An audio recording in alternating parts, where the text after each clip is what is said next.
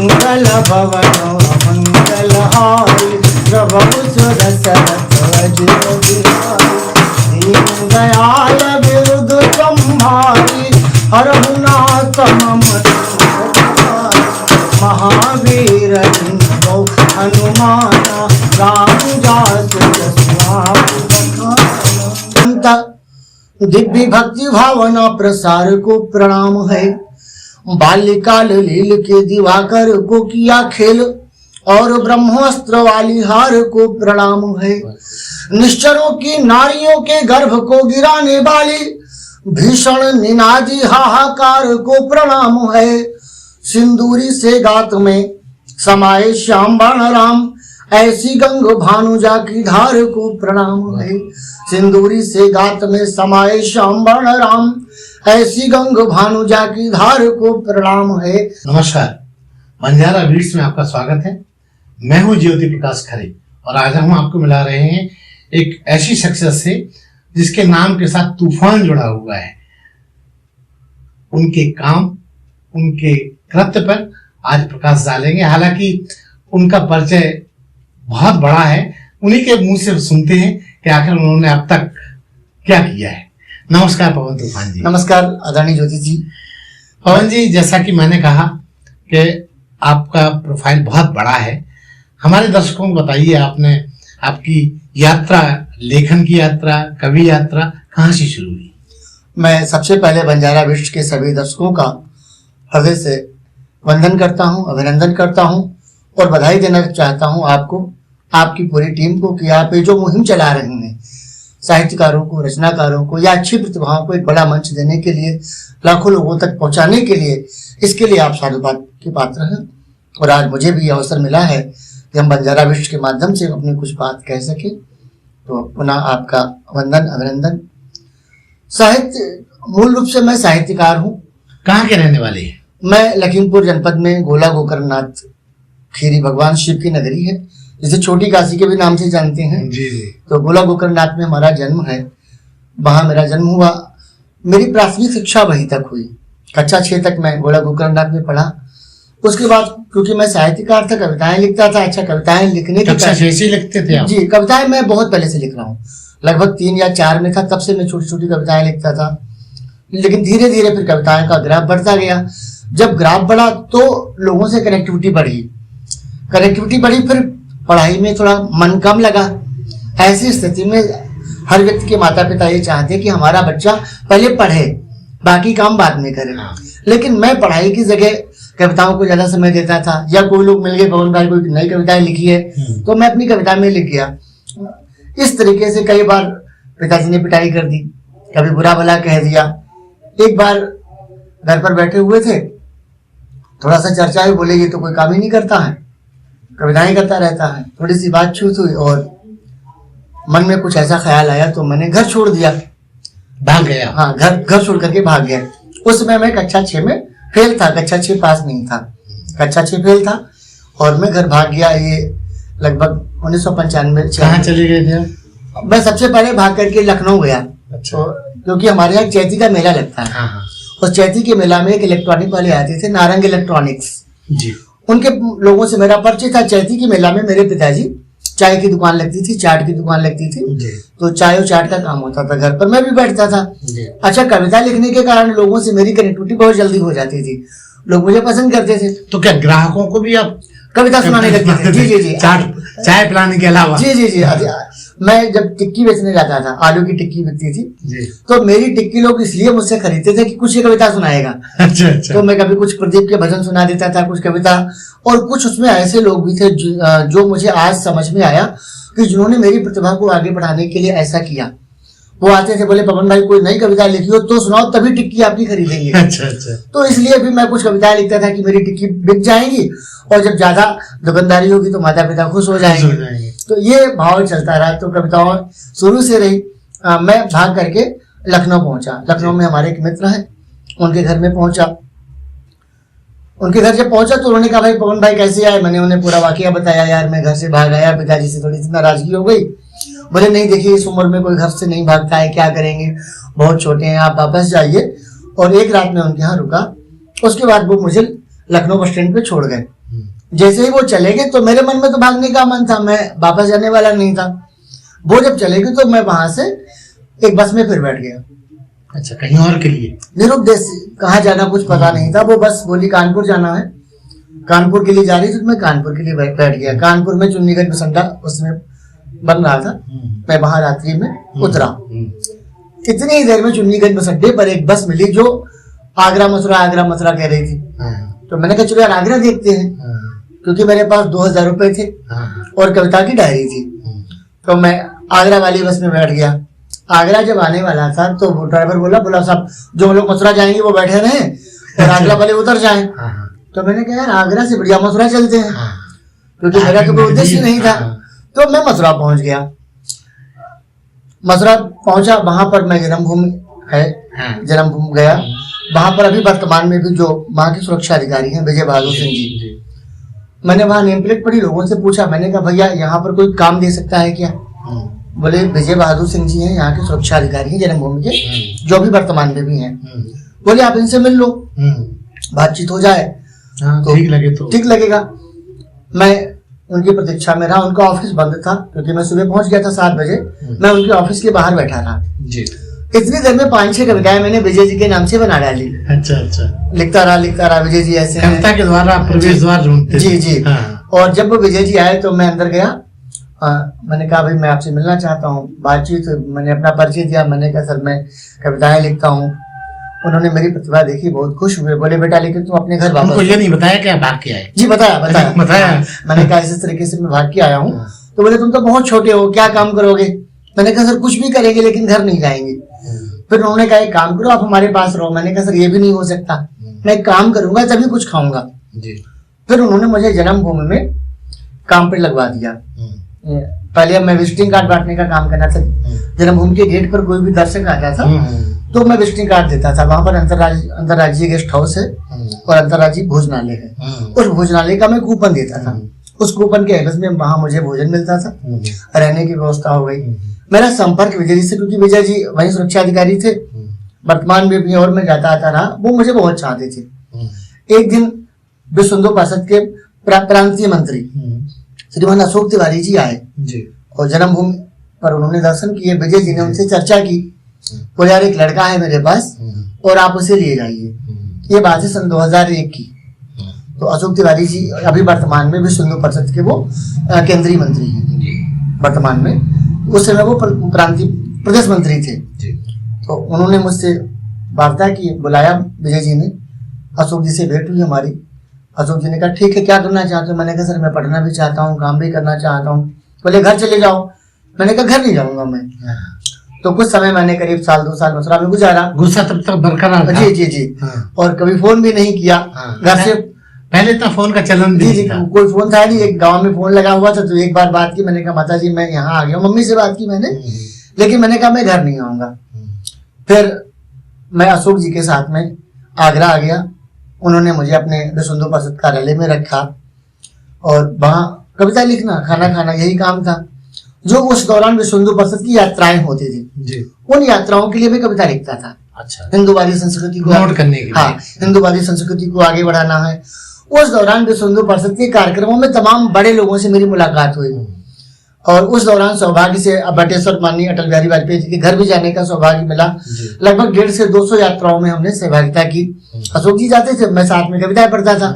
तो मंच पर मैं कविता सुनाता था हिंदूवादी की और मेरा संपर्क बढ़ता चला गया। वहीं पर संस्कार भारती की एक पदाधिकारी थी आदरणीय निर्मला सिंह जी। एक कवि सम्मेलन था आगरा में ही, जगदम्बा डिग्री कॉलेज में। तो निर्मला सिंह जी ने मुझे वहां जाने के लिए बोला। बोले वहां कवि सम्मेलन है कि चलोगे? मैंने कहा जी चलूंगा। मैं वहां इंटर कॉलेज में पहुंचा कवि सम्मेलन के लिए। मेरी कविता, जब मैंने अपनी कविता पढ़ी तो कविता से जो विद्यालय के प्रबंधक थे आदरणीय सीपी शर्मा जी, जो अब नहीं है, बहुत प्रभावित हुए। कविता की कुछ पंक्तियां याद है आपको आज? जी हाँ, कविताएं तो बहुत याद है दर्शकों को जी, क्योंकि उस समय जो कविताएं थी तो वो एक तुकबंदी हुआ करती थी, लेकिन धीरे धीरे फिर कविताएं सीखी, कविताओं का और रहा।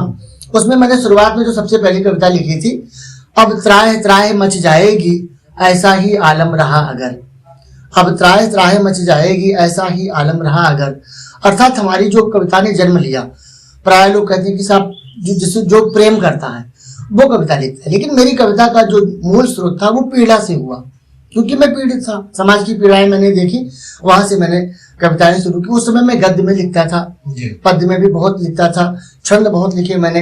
एक छंद में आपको सुनाना चाहता हूं, जो मेरा आधार स्तंभ है श्री हनुमान जी का, कि शांति दूत राम के अनन्य भक्त हनुमंत, दिव्य भक्ति भावना प्रसार को प्रणाम है। बाल्यकाल लील के दिवाकर को किया खेल, और ब्रह्मास्त्र वाली हार को प्रणाम है। निश्चरों की नारियों के गर्भ को गिराने वाली भीषण निनादी हाहाकार को प्रणाम है। सिंदूरी से गात में समाये श्याम बाण राम, ऐसी गंग भानुजा की धार को प्रणाम है। सिंदूरी से गात में समाये श्याम बाण राम, ऐसी गंग भानुजा की धार को प्रणाम है। श्रृंगार क्योंकि उस दौरान नवयुवक थे, हालांकि अभी भी मैं अपने आप को नवयुवक ही समझता हूँ, लगते भी हैं हम। धन्यवाद। तो उसमें मैंने कुछ लिखा। मैं एक होटल में खाना खाने जाता था, वहां पर एक लड़की ने अपने पिता से कंप्लेंट किया कि ये लड़का मुझे देखता है, जबकि ऐसा वास्तविकता में कहीं कुछ नहीं था। देखता था या घूरता था? घूरता था। अच्छा। तो, लेकिन ऐसा कुछ नहीं था। उसके गलतफहमी होगी। हाँ, उसके पिता ने कहा, बोले भैया आप यहाँ खाना खाने आते, मेरी लड़की को देखते हैं। अच्छा, जो होटल मालिक था उसकी बेटी थी? नहीं, होटल में खाना खाने जाता था, उसके सामने परचून की दुकान थी। अच्छा। उस पर एक लड़की बैठती थी। अच्छा। और मुझे पता भी नहीं था कि वहाँ लड़की बैठती है, लेकिन उसने कहा ये लड़का मुझे घूरता है। उसका जो भी इंटेंशन हो, तो उस पर मैंने दोहा लिखा था कि द्रग मेरे अति तृप्त हैं, द्रग मेरे अति तृप्त हैं, देख अमित सौंदर्य, फिर तेरे इस रूप पर क्यों तोड़ेंगे धैर्य। तो मैंने कहा मैं तुम्हें क्यों देखूंगा। वहां पर मैंने गजल लिखी कि कोई गजब कहानी कर, कोई गजब कहानी कर, चल पत्थर को पानी कर। क्या? कोई गजब कहानी कर, चल पत्थर को पानी कर, दोनों रोए छिप छिप कर, कुछ ऐसी नादानी कर। अभी ना दिल का भेद बता, चाह तो सयानी कर, जब मिलने की बात चले थोड़ी आनाकानी कर। दीवाना मत बन उसका, उसको तू दीवानी कर। क्या बात? दीवाना मत बन उसका, उसको तू दीवानी कर। मेरे जीवन का एक लक्ष्य रहा, और इसे मैं एक शक्ति भी मानता हूँ, प्रभु की कृपा भी मानता हूँ, कि मुझे जो प्राप्त हुआ वो एक इच्छा शक्ति वरदान था। कि मुझे संघर्ष तो मैंने किया, लेकिन मैंने जो चाहा वो मुझे प्राप्त हुआ। जैसा कि मैं पूर्व में चर्चा कर रहा था कि मैं एक अच्छा 6 फेल था, वहां से भाग करके आया। जब मैं आगरा इंटर कॉलेज में कवि सम्मेलन में पहुंचा, वहां के जो प्रबंधक महोदय थे उन्होंने मेरी रचना से बहुत प्रभावित हुए वो, और उन्होंने जो निर्मला सिंह जी थी उनसे चर्चा की। बोले भाई इस बच्चे को ये संस्था गोद लेना चाहती है। बोले भाई ये इसके लिए अशोक तिवारी जी से बात करनी होगी। बातचीत हुई, निर्मला जी की सहमति हुई। उन्होंने मुझसे पूछा, बोले भाई आप यहाँ रहना चाहेंगे? मैंने कहा सर मैं तो घर छोड़ करके आया हूँ, मैं तो कहीं भी रह लूंगा। उसके बाद उन्होंने मुझे गोद ले लिया, और कक्षा 6 से लेकर के एमए तक की यात्रा मैंने वहां की। अच्छा, उन्होंने वो सारा खर्च उन्होंने, आदरणीय सीपी शर्मा जी जिन्होंने मेरे जीवन में बहुत सहयोग किया शिक्षक क्षेत्र में। कक्षा 6 के बाद मैंने वहीं से एमए किया।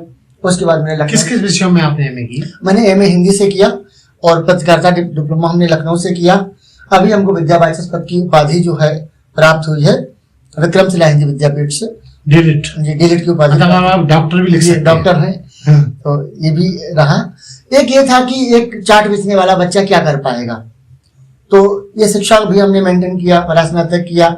उसके बाद श्री रामचरितमानस में मैं पीएचडी करना चाहता था। रामचरितमानस का मेरा मन था, लेकिन वो शोध कार्य पूरा नहीं हो पाया, लेकिन मैंने अध्ययन किया जी। लेकिन प्रभु की देखिए कृपा की, हनुमान जी हमारे इष्ट हैं, और उन्होंने मुझे डीलिट की उपाधि दिला दी। तो अब मैं डॉक्टर भी हूँ। एमए तक की यात्रा पूरी हुई, पत्रकारिता डिप्लोमा। हमारी झांसी में आप कब आए? मैं झांसी में 2006 में आया था। और क्यों आए और कैसे आए? एक आदरणीय पर्यटक जी हैं, श्री राम नारायण त्रिपाठी पर्यटक जी, जो अब इस दुनिया में नहीं है। वो राष्ट्र धर्म मासिक पत्रिका, जो संघ की पत्रिका है, राष्ट्र धर्म पत्रिका, उसके सहायक संपादक थे। उनसे मेरा जुड़ाव था कविता के माध्यम से। उनकी एक संस्था थी अखिल भारतीय नवोदित साहित्यकार परिषद, उसका मैं पदाधिकारी था। और एक संस्था और अखिल भारतीय साहित्य परिषद चलती है संघ की, उसका मैं वर्तमान में वरिष्ठ प्रांतीय उपाध्यक्ष हूँ, कानपुर बुंदेलखंड प्रांत का। अच्छा। मेरे अंडर में 14 जिले आते हैं, उसका मैं प्रांतीय उपाध्यक्ष हूँ वर्तमान में। शुरुआत में भी मैं उसमें जुड़ा था, उस माध्यम से संघ से जुड़ा हुआ था, क्योंकि संघ में शुरू से रहा। विश्व हिंदू परिषद आदरणीय रामनारायण त्रिपाठी जी ने मुझे अपना अखबार दिया नवोदय और साधना, उसका मैं संपादन किया मैंने अपने गाँव में जी। लगभग 2-3 साल मैंने चलाया। फिर उन्होंने कहा, बोले यार झांसी में स्वदेश अखबार है अपना, उसमें काम कर सकते हैं। मैंने कहा जी सर कहीं भी जा सकते हैं। उन्होंने यहाँ बात की और जो स्वदेश के तत्कालीन संपादक थे आदरणीय राम सेवक गजरिया जी, मैं यहाँ आया और उनका जीवन में हमारे बड़ा सहयोग है जी। आकर के उनसे चर्चा हुई और मैं स्वदेश में एज ए पत्रकार अपनी ज्वाइनिंग शुरू की। 2007 में मैंने ज्वाइनिंग शुरू कर लिया था, 6 में बात हुई जी। और मार्च 2007 में स्वदेश में मैं आ गया था। स्वदेश में मैं पत्रकार था।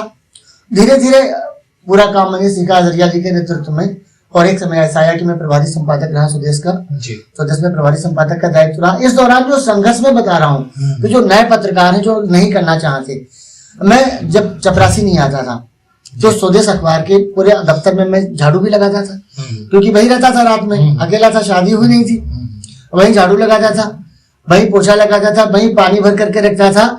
और जब दफ्तर में शादी के पहले आपकी रजिस्टर झाड़ू पहुंच चुकी हो गई। जी जी ये मान ले। लेकिन ये था कि कार्यालय में रहना तो जिम्मेदारी, क्योंकि संघ की ये परिपाटी है कि हम पहले कार्यकर्ता हैं, जी, जी। अधिकारी बाद में हैं। जी। और आज भी ये है कि हम पहले अपने आप को कार्यकर्ता ही समझते हैं, संपादक पत्रकार साहित्यकार बाद में है। तो पहले पूरे ऑफिस को मेंटेन कर देते थे सजा करके, फिर आकर के अच्छे कपड़े पहन करके बैठ जाते थे कि साहब आप पत्रकार और संपादक बैठ गए। तो इस तरीके से स्वदेश में मैंने लंबा समय गुजारा, पत्रकार से लेकर के प्रभारी संपादक का दायित्व रहा। कवि के साथ फिर आपके साथ पत्रकार भी जुड़ गया। जी जी, कविता तो मूल थी, लेकिन पत्रकारिता में क्योंकि लेखन, अच्छा जो बेसिक साहित्य जो है वो भी पत्रकारिता की विधा है, और पत्रकारिता भी साहित्य की विधा है। वैसे भी एक कवि तो पत्रकार हो सकता है, जी बिल्कुल, लेकिन पत्रकार कभी नहीं हो सकता। ये आपने विशेष योग्यता दी। जी जी जी, साहित्यकार में शुरू से रहा, फिर लेखन के क्षेत्र में भी आ गया, क्योंकि कथाएं लिखते थे, पत्रकारिता के क्षेत्र में भी आ गए। अब मूल रूप से हम अगर माने तो 2003 में हम दिल्ली में थे, आदरणीय किशोर श्रीवास्तव जी, उनकी पत्रिका निकलती थी हम सब साथ साथ। तो उसमें मैं पहले कार्यालय प्रभारी रहा, फिर उप संपादक रहा, फिर कार्यकारी संपादक रहा। तो लंबे समय तक मैंने दिल्ली में उनके साथ काम किया। दिल्ली में भी एक अखबार था समाज सृजन टाइम्स, उसमें भी मैंने संपादन का काम किया। छोटे मोटे अखबारों में काम करते रहे, राष्ट्र धर्म के लिए भी मैंने अपनी काम किए। स्वदेश में मूल रूप से हमारी विशेष पत्रकारिता शुरू हुई। उसमें निखार आया। जी, उसमें निखार आया, बहुत कुछ सीखने को मिला। जो दैनिक पत्रकारिता थी, क्योंकि पूर्व में मैं पत्र पत्रिकाओं से जुड़ा था, लेकिन जो दैनिक पत्रकारिता थी, जो अखबारी भाषा थी, वो सारी चीजें मुझे सीखने को आदरणीय अजरिया के माध्यम से मिली। तूफान जी, एक बड़ा सवाल, दिलचस्प सवाल मेरे दिमाग में आ रहा है। आपका नाम पवन, फिर आपने ये तूफान भी जोड़ लिया, तो ये हाई वोल्टेज की क्या जरूरत थी? जी, एक्चुअल क्योंकि जो कवि होता है तो वो कुछ ना कुछ अपना तखल्लुस रखता है, जैसे उपनाम बोलते हैं जी। मेरा पहले नाम था पवन गुप्त पवन जी, लेकिन हमारी कार्यशैली जो है थोड़ा तेज थी। पहले मैं बहुत तेज बोलता था, बहुत तेज चलता भी था। अच्छा। तो बहुत अच्छी हमारी स्पीड थी जी। तो एक बार शाहजहांपुर में कार्यक्रम था जी, वहां परम श्रद्धेय आदरणीय गोपाल दास नीरज जी भी उपस्थित थे जी। और मेरी उनसे वार्ता हुई कविता के दौरान। मैंने भी कविता पढ़ी तो उन्होंने कहा, बोलिया तुम तो बड़े तूफानी अंदाज में कविताएं करते हो, तो अपना नाम तूफान क्यों नहीं रख लेते? अच्छा। तो मैंने कहा तूफान रख लेंगे। तो उन्होंने ऐसा कहा और मैंने तूफान लिखना शुरू कर दिया। तो ये मानेंगे कि आदरणीय गोपाल दास नीरज जी का योगदान, आशीर्वाद है तूफान के रूप में। हमारे गोला में सुरेश कुमार शुक्ल संदेश जी, उनका भी कविता के क्षेत्र में हमारा योगदान है। आमतौर पर कभी लोग ये उपनाम जरूर रखते हैं। ऐसा दुस्साहस हमने भी एक बार किया था। क्या बात है? 40 के मतलब लगभग 40 साल पहले दैनिक भास्कर में मेरी एक कहानी छपी थी। तो पहले हैंड कंपोजिंग हुआ करती थी। तो मैंने उसमें कहानी के साथ लिखा था ज्योति प्रकाश खरे हमराज। क्या बात? लेकिन मिस्टेक हुई उसमें और उसमें बाद में छप गया ज्योति प्रकाश खरे यमराज। उसके बाद फिर मैंने इससे मैं वंचित हो गया और बच गया आज तक भी। बहुत अच्छा ये संस्मरण आपने सुनाया। और बाकी जैसे यमराज जो है, जैसे जो आपने बताया वो यमराज छप गया है, कुछ सब चीजें निर्धारित होती हैं। यमराज क्या करते हैं कि साहब व्यक्ति के प्राणों को खींच लेते हैं। ऐसे पत्रकार अंदर की बात को खींच लेता है, अंदर के तथ्यों को खींच लेता है। तो मुझे लग रहा है कि यमराज अगर छपा तो वो भी ठीक छपा, वो भी ठीक था। क्या हुआ पवन जी आगे? जी, फिर मैं स्वदेश में आया जी। स्वदेश के बाद मैंने लंबे समय तक स्वदेश में काम किया। स्वदेश से हमारी मान्यता हुई, मैं शासकीय पत्रकार रहा। उसके बाद मैंने फिर जनता यूनियन ज्वाइन किया। अच्छा। जनता यूनियन में पहले एज ए पत्रकार गया, फिर मैं जनता यूनियन में भी कार्यकारी संपादक रहा, प्रिंट लाइन में नाम रहा मेरा। कार्यकारी संपादक के रूप में मैंने लंबे समय तक जनता यूनियन में काम किया। उसके बाद फिर झांसी में ही आप स्थापित हो गए, यहीं रहे। अच्छा, फिर आप अपने घर कब गए वापस, क्योंकि आप तो रूठ के आए थे? जी, घर फिर क्या हुआ, क्योंकि मैं 2002-3 में जब आया, उसके बाद फिर 2-3 सालों के बाद जाना हुआ था। मैं जब गया तो बहुत सारी चीजें लेकर के गया, बहुत सारे वहाँ भी परिवर्तन हो गए। जी, वहां भी। और जब लोगों ने देखा कि अब आए हैं तो बड़ा हर्ष का माहौल था घर में।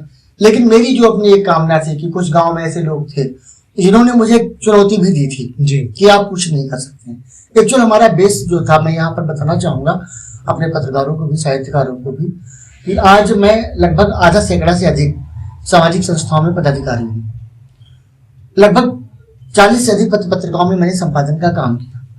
2007 से मैं आकाशवाणी में अपनी कविताओं प्रसारित हुई। हमारे 2007 से कविताएं शुरू की मैंने आकाशवाणी पर। विभिन्न टीवी चैनलों पर हमने अपनी रचनाओं का प्रसारण कराया हुआ। अभी विगत दिनों साधना टीवी चैनल पर हमारा इंटरव्यू आया।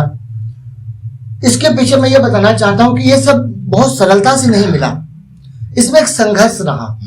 और संघर्ष जब मैं झांसी आया था तो क्योंकि नया पत्रकार था मैं, पत्रकारों के बीच में जब मैं खड़ा होता था तो कुछ पत्रकार जो सीनियर थे वो चिढ़ाने का काम करते थे, भाई ये पत्रकार आ गया, देखते थे। कुछ मुझे, क्योंकि मैं फाइल लेकर के चलता था, कुछ लोग कहते थे यार तुम पत्रकार हो कि हॉकर हो। अब मैं बैग लेकर के चलता हूँ, लेकिन मैंने कभी उनकी बात पर आक्रोशित होकर के कोई जवाब नहीं दिया और अपना कार्य करता चला गया।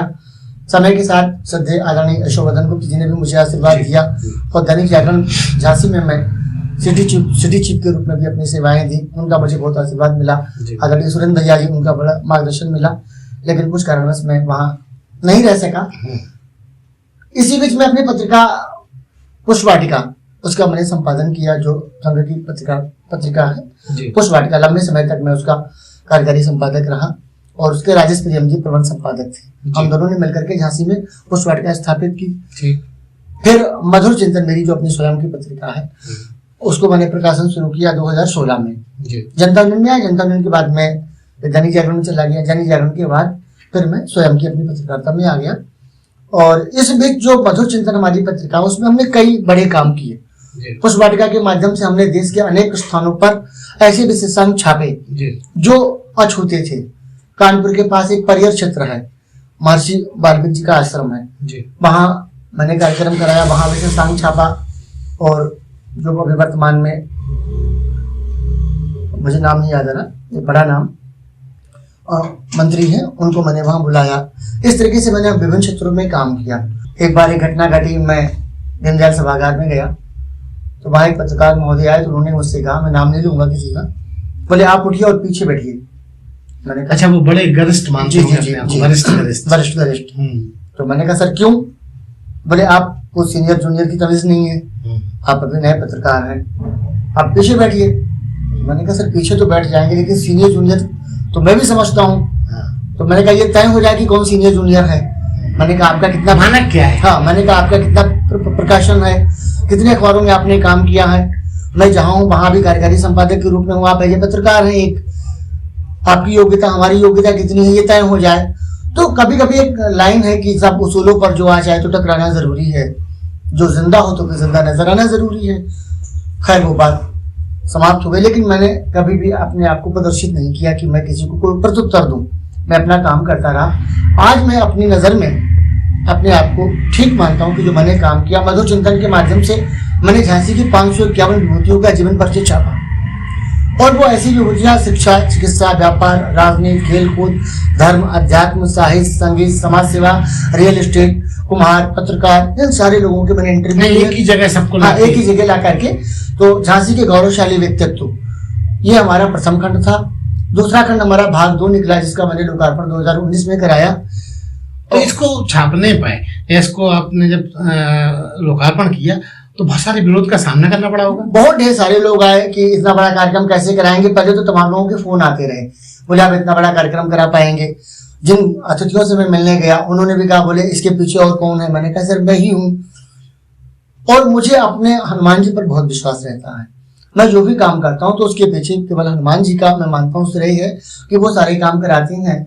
और आज वो झांसी के गौरवशाली व्यक्तित्व भाग 1 और भाग 2 छप करके आया, उसका भव्य लोकार्पण हुआ और उस पर मुझे डीलिट की उपाधि भी विक्रमशिला हिंदी विद्यापीठ ने दी। जी बधाई। धन्यवाद। तो मैं ये कहना चाहता हूँ अपने पत्रकारों से कि आप अपने धैर्य को न खोएं, हिम्मत ना हारें। हम अगर हिम्मत हार जाएंगे तो कोई काम नहीं कर पाएंगे। आज जो विरोधी थे एक दौरान, आज वो सारे हमारे मित्र हैं, हम उनके साथ में या वो हमारे साथ में काम कर रहे हैं और वो सारा एक समन्वय का माहौल पैदा हुआ। मैं उनकी आलोचना भी नहीं करूंगा। मैं अपने नए पत्रकारों को या अपने नए साहित्यकारों को ये बताना चाहूंगा कि ये सबके साथ होता है। आप उनकी आलोचना न करें कि उस कालखंड में उन्होंने मुझे क्रिटिसाइज किया या उन्होंने मेरी आलोचना की। होता है, आप तो हुए होंगे तो। जी बिल्कुल, बहुत ज्यादा हुए। लेकिन एक मेरी लाइन है जिसको मैं गुनगुना करके आपको सुनाना चाहता हूं। मैं सृजन धर्मी सृजन के गीत गाता हूँ, मैं सृजन धर्मी सृजन के गीत गाता हूँ, मैं सृजन धर्मी सृजन के गीत गाता हूँ, आँख में आंसू भरे पर मुस्कुराता हूँ। अर्थात हमने उन आंसुओं को पी लिया। बहे न मेरी आंख से तेरे प्यारे ख्वाब। एक ख्वाब था कि हम कुछ बेहतर करेंगे, कुछ हम अपने सपनों को सजोएंगे, कुछ अपने गांव वालों को देंगे। और आज मैंने वो सारा आप सबके आशीर्वाद से अर्जित किया है। मैं यहाँ रेलवे सलाहकार समिति का सदस्य हूँ। हाँ, कहाँ आप बहुत सारी संस्थाओं से जुड़े हुए हैं और बहुत महत्वपूर्ण पदों पे हैं। जी जी, तो उनका उल्लेख कीजिए। मैं यहाँ झांसी में रेलवे सलाहकार समिति का सदस्य हूँ। रेलवे बोर्ड से हमारी मान्यता हुई, तो ये भी हमारे पास एक दायित्व है। एक शासकीय दायित्व हमारे पास और है। मैं न्यायपालिका से भी जुड़ा हुआ हूँ और तमाम सामाजिक संगठनों में अखिल भारतीय साहित्य परिषद जो RSS का संगठन है उसका मैं बुंदेलखंड प्रांत का वरिष्ठ प्रांतीय उपाध्यक्ष हूँ। संस्कार भारती जो अंतर्राष्ट्रीय संस्था है संघ की, जो कलाकारों के लिए काम करती है, कला साधकों के लिए काम करती है, उसका मैं वर्तमान में झांसी जिला संयोजक हूँ। कितनी संस्थाएं होंगी लगभग? यो मान लें कि लगभग 3 से 4 दर्जन संस्थाएं होंगी, मतलब लगभग 40-45। पवन जी, वो आप कौन सा टॉनिक पीते हैं जिससे इतनी ऊर्जा आप में रहती है? बिल्कुल ठीक कह रहे हैं कि लोग ऐसा शायद विश्वास भी ना कर पाए। लेकिन जो मेरा संघर्ष रहा, मैं सबके साथ आपका निर्वहन बिल्कुल ठीक है, तभी आपको इतने दायित्व सौंपे जाते हैं। कैसे हो पाता है? मैं इसमें बता दूं कि जब मैं आगरा में था तो हमारे CP शर्मा जी मुझको 3 बजे उठा दिया करते थे और बहुत सर्दी हुआ करती थी और वो नहला देते थे, कोई गर्म पानी नहीं हुआ करता था। 3 बजे उठ करके फिर 3 से 4 में कविता लिखता था, फिर 4 से 6 विद्यालय में कुछ काम करता था, फिर विद्यालय में रहता था, कुछ वहाँ प्राइवेट जॉब था वो भी करता था। तो संघर्ष बहुत ज्यादा रहा। तो मैंने आज अपने आप को ये बनाया है कि हम कितना भी वर्क कर लें थकते नहीं है।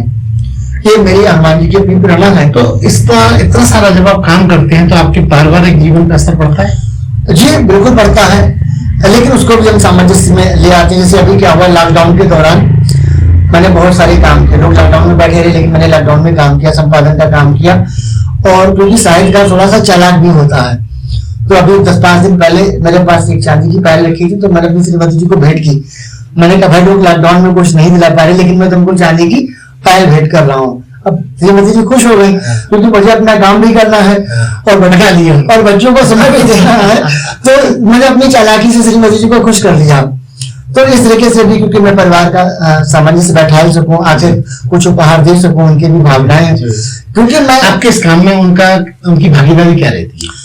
देखिए, सबसे बड़ी भागीदारी है कि अगर साहित्यकार पत्रकार के काम में उसकी बीवी कोई टीका टिप्पणी ना करे, विरोध ना करे, वही सही हो। वो कुछ भी ना करे लेकिन विरोध भी ना करे, वही सही हो, बहुत ज्यादा अच्छा है। तो इसलिए मैं ये कहना चाहूंगा कि हमारी श्रीमती जी का ये भी एक योगदान है कि वो विरोध नहीं करती है। और एक बात माने कि जब मैं झांसी आया, एक बड़ा पॉइंट है, झांसी आया तो मेरे पास ओढ़ने के लिए एक फटा कंबल था। केवल एक जोड़ी में कपड़े लेकर के आया था। 2000 रुपये मेरे पास कैश थे। एक जोड़ी कपड़े, 2000 रुपए, एक फटा से कंबल जिसको मैं आधा बिछाता था और आधा शादी नहीं हुई। हाँ, उस समय शादी नहीं हुई थी। जब मैं स्वदेश अखबार में आया तो अखबार के दफ्तर से मुझे कंबल मिला था। बीच से फटा हुआ भी था, उसी को आधा बिछा लेते थे और आधा ओढ़ लेते थे। एयर कंडीशन कंबल मिला। जी जी जी, उसी को आधा बिछा लेते थे, आधा ओढ़ लेते थे। हालांकि ऐसा नहीं कि मेरा घर कोई गरीब नहीं था, घर हमारा पर्याप्त है, लेकिन एक स्वाभिमान था कि मैं घर से कुछ नहीं लूंगा। पिताजी ने बहुत कहा। और एक मैं आपको बताऊं कि जब मेरी 2008 में शादी हुई, शादी का जितना भी सारा सामान मिला है वो मैं सब कुछ अपने घर पर छोड़ करके आया हूँ। पत्नी को लाए, पत्नी को केवल लेकर के आया और शादी का सारा सामान मैं घर छोड़ करके आया। अभी कुछ दिन पहले पिताजी का फोन आया, बोले मकान का बंटवारा हो रहा है। तो मैंने अपने भाइयों से कहा कि मुझे उस बंटवारे की एक भी एक नहीं चाहिए, मेरा जो भी हिस्सा है वो अभी पिताजी के साथ, जो माता पिता नहीं होंगे वो तीनों भाई बांट लें। तो मेरा एक शुरू से रहा कि मैं स्वयं का क्या बना सकता हूँ। तो जो मेरी पैतृक संपत्ति थी उसका भी मैंने अपने परिवार में दान किया, और दान किया क्योंकि वो परिवार में रहा तो मैंने अपने भाइयों को सौंप दिया और अपना सबको सौंपा। या गरीब जीवन रहा, जो लिया यहीं से लिया, इस भाव के साथ मैंने अपनी पत्रकारिता की है। तो कभी संघर्षों से हार नहीं मानी। और एक बात मैं बहुत अच्छी बताना चाहता हूँ कि कभी कभी पत्नी से विवाद हो जाता है, क्योंकि मैं रसिक हूँ, ये बिल्कुल ईमानदारी से बता रहा हूँ कि रसिक कवि जो होता है वो रसिक होता है, उसकी महिला मित्र बहुत होती है। जी। और ये चीज कभी कभी पत्नी खाई जाती है। जी। फिर आपकी महिला मित्र को लगता है उनका एक अधिकार छीन रहा है। लेकिन मैं उन्हें कभी कभी ये बताना चाहता हूँ कि देखिए, जिस पुरुष की बहुत ज्यादा महिला मित्र होंगी वो पुरुष उतना ही चरित्रवान होगा। वो कैसे? क्योंकि भाई महिला मित्र अगर हमारी बहुत ज्यादा है, अगर मैं किसी के साथ कुछ गलत करूंगा, कुछ मिसबिहेव करूंगा तो कट जाएगी। लेकिन मेरे पास एक लंबी फहरिस्त है। और अब तो मैडम कभी कभी हंसती है कि अभी जो मैंने इसमें पुस्तक में झांसी के गौरवशाली व्यक्तित्व जो छापा, उसमें करीब 40 से अधिक महिलाएं हैं जिनको मैंने बहन के रूप में माना। और आज वो हमारी मित्र भी हैं, बहन भी हैं, उनके घर आना जाना तो एक अच्छा संबंध रहा। तो मैं अपने श्रीमती जी को ये बताता हूँ, हालांकि उनका कभी ऐसा भाव नहीं रहा, लेकिन एक हास्य की बात आई कि पन्नगारी चरित अनूपा मोहे न नारी नारी की रूपा। अर्थात गोस्वामी जी ने लिखा है कि एक महिला दूसरे महिला की प्रशंसा नहीं सुन सकती है। तो जब मैं कभी कुछ लिखता हूँ तो मुझे लगता है यार ये अच्छा काम करते हैं, मैंने कहा सब अच्छा काम करते हैं। और हमारी श्रीमती जी भाग्यशाली भी है, हर जैसा पति मिला। जी जी ये भी कह सकते हैं। लेकिन निश्चित रूप से जब वो आई उसके बाद हमारी आर्थिक प्रगति भी बहुत अच्छी हुई। शादी से पहले मुझे स्वदेश अखबार से 2000 रुपए का वेतन मिलता था। 2007 में 2000 रुपए हमारा पेमेंट था। अब 2000 रुपए में खाना खिलाना, रहना, किराए का कमरा। शादी के बाद अजरिया जी ने, आदरणीय राम सेवक अजरिया जी ने 1000 रुपए इंक्रीज बढ़ाया, 3000 रुपए हुआ। और आज ईश्वर की कृपा है कि सब कुछ बहुत अच्छा चल रहा है। पवन जी, मेरा शौक संगीत का भी रहा। मैं पहले जब क्लास में था तो मेज होती थी क्लास की, उसको बजा करके गाता था और तमाम हमारे मित्र बन जाते थे। तो मैं मेज भी बहुत अच्छी बजा लेता हूँ। कहीं कुछ नहीं मिलता था तो भगोना जो होता है उसको औंधा करके बजाते थे, बहुत बेहतरीन। तो ये भी हमारा शौक रहा। ढपली हम बहुत अच्छी बजाते हैं, ढपली का हमारा शौक। आज भी आप ढपली बजा लेते हैं? हाँ, ढपली में आज भी। तो हमारे दर्शकों को एक उसका कुछ सुनाइए। जी बिल्कुल। ढपली है आपके पास? जी बिल्कुल ढपली है, मैं सुनाता हूँ। तो ढपली मैंने बजाई, कैसियो का भी मेरा वो रहा। और इस पर बेसिक रूप से मैं श्री रामचरितमानस का पाठ करता हूँ। तो अब छोटा सा एक कोई प्रस्तुतिकरण करिए। मैं श्री रामचरितमानस की 2-3 चौपाइयां। जी। और मैं ये बता दूं, ये ढपली हमारे जीवन में मेरी शुरुआत से चली। जब मैं घर से भगा तो मेरी पीठ पर हमारा कैसियो बना रहता था और कंधे पर मेरी ढपली होती थी। तो हम ये माने कि इस ढपली ने तमाम संपर्क भी हमारे बनाए। और मुझे क्योंकि जब मैं घर से भगा था, खाना कहाँ खाएंगे, सोएंगे कहाँ, रहेंगे कहाँ, तो जहाँ ढपली बसती थी वहाँ आश्रय मिल जाता था। तो ढपली हमारी एक अच्छा मित्र भी रही। और ढपली मैंने किसी से सीखी नहीं, मैंने स्वयं बजाना, क्योंकि प्रभु ऐसा करते गए।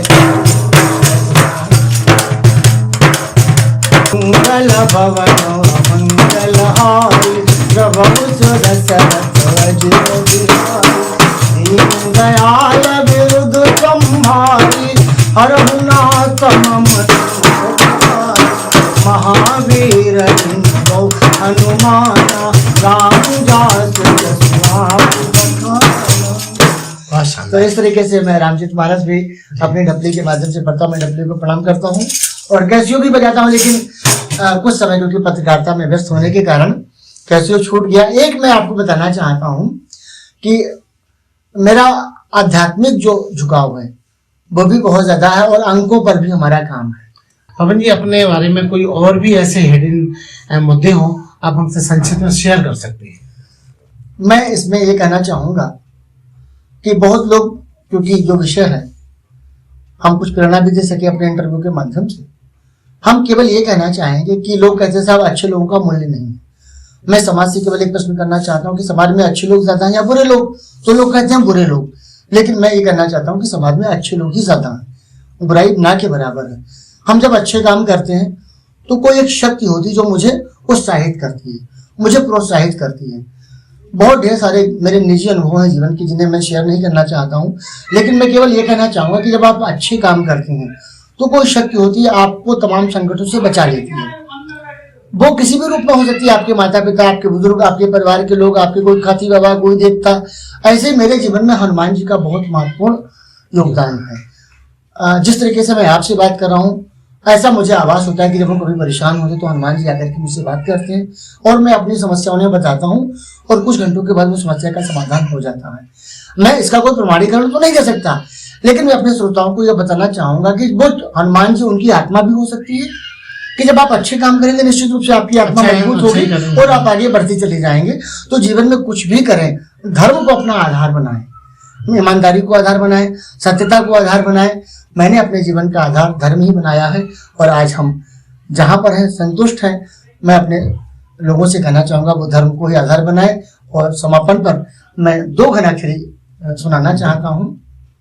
इस संसार में जो आता है सबके अपने आधार होते हैं, उस सबके आधार अलग अलग है।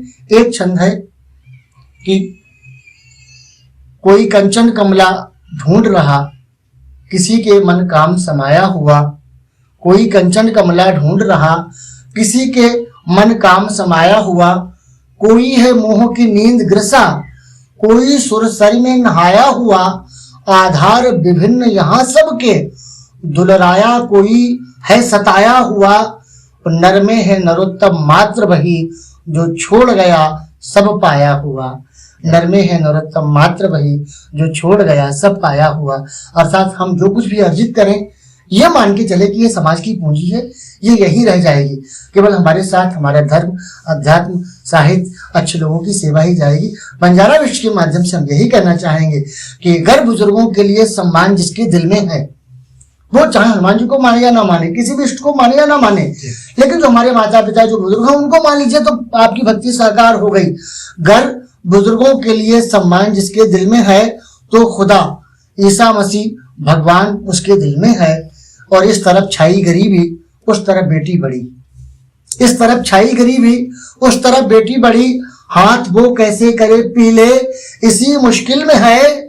और दुनिया भर की शोहरतें फीकी हैं उसके सामने। दुनिया भर की शोहरतें फीकी हैं उसके सामने। बच्चा जो हंसता हुआ माँ बाप के आंचल में है। और अंतिम पंक्ति में देना चाहता हूँ बहुत गंभीरता के साथ कि गंगा जी के जल में कीड़े नहीं पड़ते हैं। क्यों नहीं पड़ते हैं? गंगा जल में ऐसा मेरा अपना मौलिक चिंतन है कि कुछ भी नहीं है, लेकिन गंगा जल में कीड़े क्यों नहीं पड़ते हैं? उसके लिए मैं एक शेर देना चाहता हूँ कि मोक्ष देती है वो सबको, पड़ते हैं कीड़े नहीं। भागीरथ की साधना का तेज गंगा जल में है। तो भागीरथ ने जो 14 वर्ष तक तपस्या की, उसका तेज है कि गंगा जल में कीड़े नहीं पड़ते हैं। अर्थात हम जो अपने जीवन में करते हैं, बाढ़े पुत्र पिता के धर्मा, हमारे कर्म, हमारे कुकर्म हमारे परिवार से जुड़े होते हैं। हम अच्छे कर्म करेंगे तो हम भी आनंदित रहेंगे, हमारी पीढ़ियां भी आनंदित रहेंगी। हम बंजारा विश्व के माध्यम से यही कहना चाहेंगे, अच्छा करें, अच्छा चिंतन करें। और मेरा अपना एक स्लोगन है कि देर तक देखा न जाए जो उसे देखा न कर, देर तक देखा न जाए जो उसे देखा न कर, जिंदगी में ऐश कर, बस और कुछ सोचा न कर। तो बहुत ज्यादा ना सोचें, अच्छा अच्छा करते जाएं। नमस्कार। तो ये थे पवन तूफान जो अपनी जिंदगी की आप बीती हमारे साथ दिल खोल कर शेयर कर रहे थे। घर से भाग के इन्होंने अपनी जिंदगी की शुरुआत की और आज ये जिस मुकाम पे है उस पे इन्हें वाकई गर्व है और सचमुच ये बधाई के पात्र भी है। धन्यवाद, बहुत बहुत नमस्कार। इस चैनल को लाइक और सब्सक्राइब करना ना भूलें। देखते रहिए बंजारा बीट्स।